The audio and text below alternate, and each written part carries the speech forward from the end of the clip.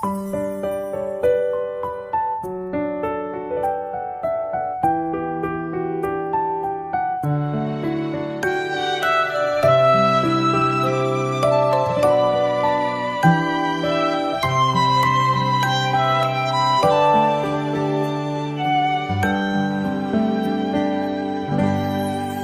លជួបអូនដំបងបេះដូងលងស្រឡាញ់ហើយតួបងនឹងត្រានត្រើយចារិតខុសគ្នា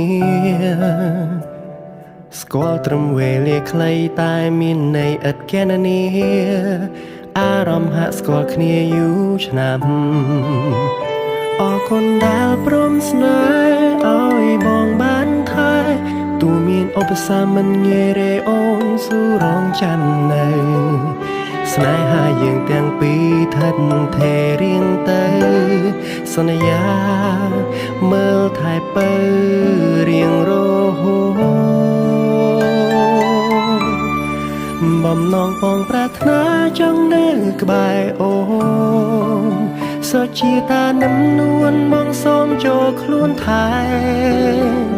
អពាពីជាសាក្ខីស្នេហ៍ជូនទៅចរណៃទូថ្ងៃក្រោយជីវិតទៅជាយ៉ាងណាក្តីស្នេហាមិនប្រែទេថ្លៃស្រឡាញ់អូនមិនមែនមួយថ្ងៃសូមមើលថែថ្លៃមួយជីវិត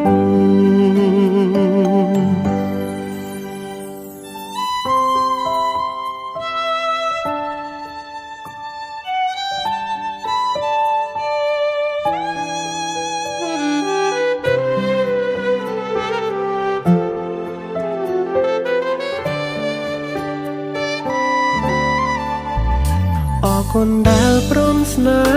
ហ៍ឲ្យបងបានថែទូមានឧបសគ្គមិនងាយរេអូនស៊ូរងចាំនៅ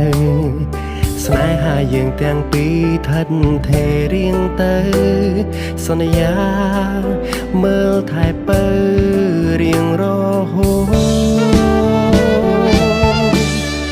បំណងបងប្រាថ្នាចង់នៅក្បែរអូនសុជាតានឹមនួនបងសូមចូលខ្លួនថែអពាពីជាសាក្ខីស្នេហ៍ជូនទៅចរណៃទូថ្ងៃក្រោយជីវិតទៅជាយ៉ាងណាក្តីស្នេហាមិនប្រែទេថ្លៃ